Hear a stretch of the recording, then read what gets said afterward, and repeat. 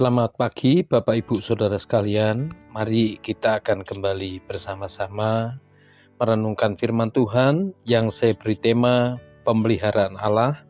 Bacaan Alkitab tertulis di dalam 1 Petrus pasal 5 ayat yang ke-7. Demikian firman Tuhan.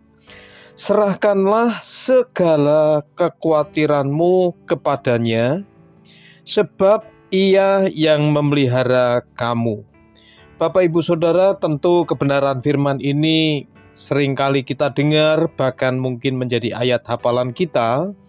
Namun kesempatan pagi hari ini kita mau bersama-sama merenungkan dan mendengar apa yang dipesankan Tuhan melalui Petrus, tidak saja kepada jemaat-jemaat di perantauan pada waktu itu, gereja mula-mula, tetapi tentunya juga buat setiap kita yang hidup pada zaman ini. Bapak Ibu Saudara, berbicara tentang kekhawatiran itu ada dua hal, yaitu kecemasan dan ketidaktenangan. Dan kenapa itu bisa saja terjadi dalam kehidupan kita, khususnya di dalam jemaat mula-mula pada waktu itu, karena mereka mengalami dan menghadapi tekanan dari orang-orang yang tidak percaya. Tidak saja tekanan, tetapi juga secara fisik mereka mengalami penganiayaan, tetapi juga secara kehidupan sosial mereka menjadi golongan orang-orang menengah ke bawah. Dan melalui firman ini Petrus ingin mengingatkan kepada jemaat pada waktu itu, dan juga tentunya buat kita di tengah-tengah kecemasan, ketidaktenangan yang disebut dengan kekhawatiran di dalam hidup kita. Tuhan mau supaya kita serahkan semuanya kepada Tuhan. Kenapa?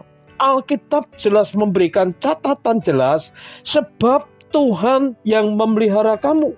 Berbicara tentang pemeliharaan, paling tidak ada 3 aspek di dalamnya, yaitu yang pertama, menyediakan atau ketersediaan bahan makanan itu tentunya buat makhluk hidup. Jadi disediakan.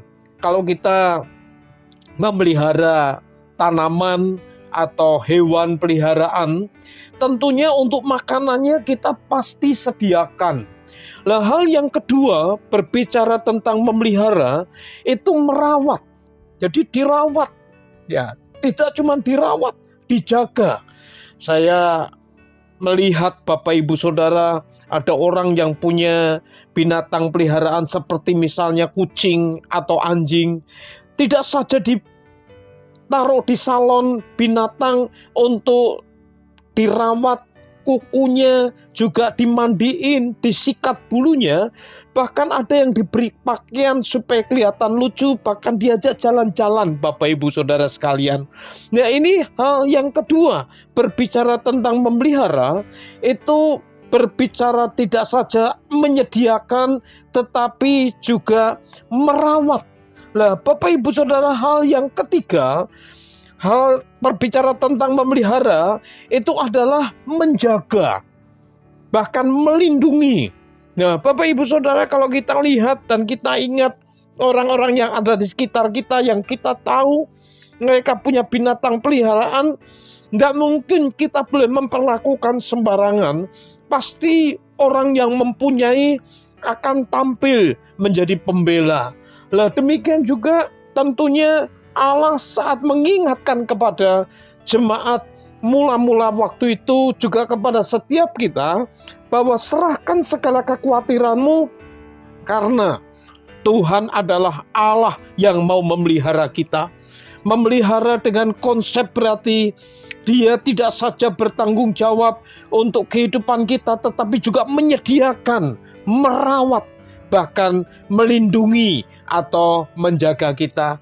Untuk itu Bapak Ibu Saudara sekalian, pastikan mari sebagai umatnya untuk kita belajar untuk senantiasa mempercayakan dan menyerahkan seluruh kehidupan kepada Tuhan, karena Dia yang berjanji untuk memelihara kehidupan kita sekalian sebagai umatnya. Amin. Mari kita berdoa.